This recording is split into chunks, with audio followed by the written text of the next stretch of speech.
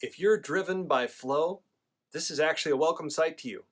It's not necessarily a love of chaos, but I think it's more a love of being able to adapt, being more liquid, being more fluid. If you're strong in flow, you're probably not a very happy person when everything is predictable. You might tell people around you to the group to say, hey, let's shake things up a bit. Let's change our schedule. I know we were planning on doing this, but on the way home, I heard on the radio this was going. It's across town. We might be only able to make the last half hour of it, but hey, let's give it a shot.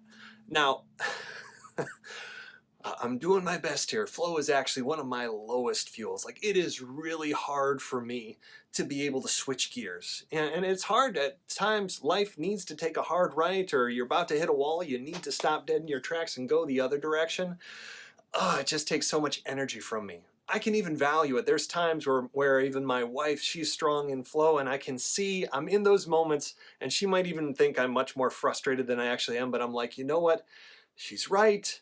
Or you might experience this with it. This is maybe what your team members experience if you're strong and full, to say, you know what, I know you're right. Whew, just give me a second. No, it's not bad, but I'm just not ready for that much change that quickly, especially if the thing we're going into is chaotic and is going to be changing rapidly. Now, of course, there are times and environments where this is pretty representative of the business or team environment that you're in.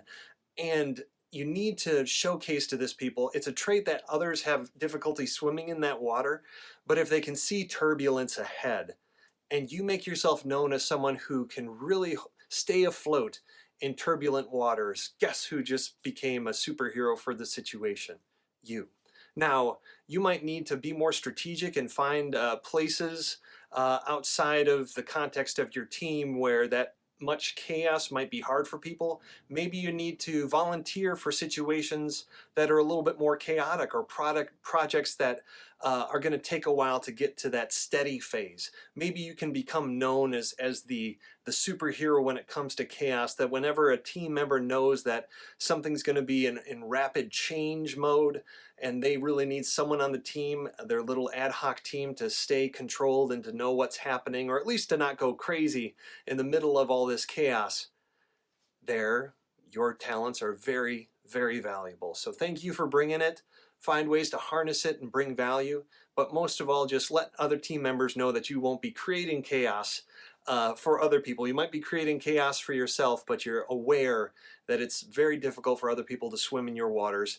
But the team can also know to trust on you, that when they get into some crazy chop themselves, that you'll be swimming into the rescue to save them.